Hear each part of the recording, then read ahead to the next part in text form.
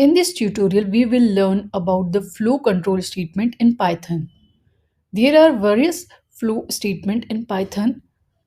Firstly, we will learn about the if and else statement in Python.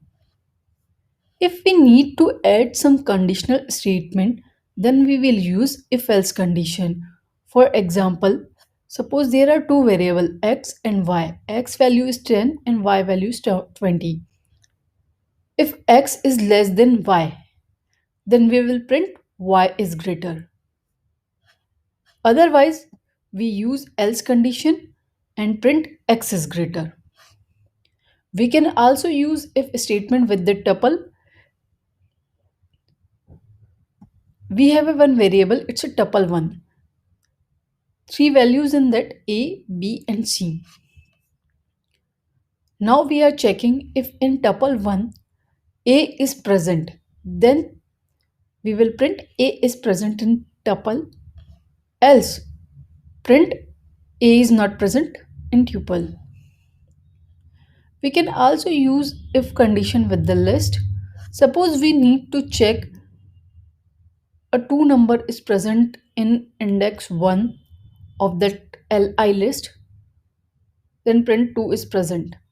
Otherwise, we will print 2 is not present. We can also use if condition with the dictionary.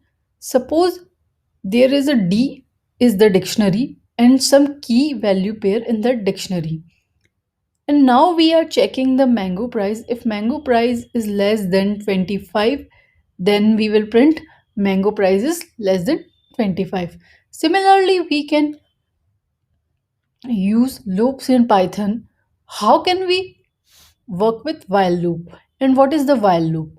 While loop executes that statement repeatedly until the condition is true. So here we will print I value until the I value is less than 10.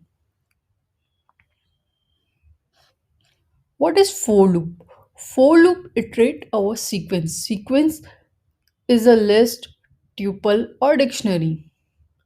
And for is the keyword that can be used also in a other programming language.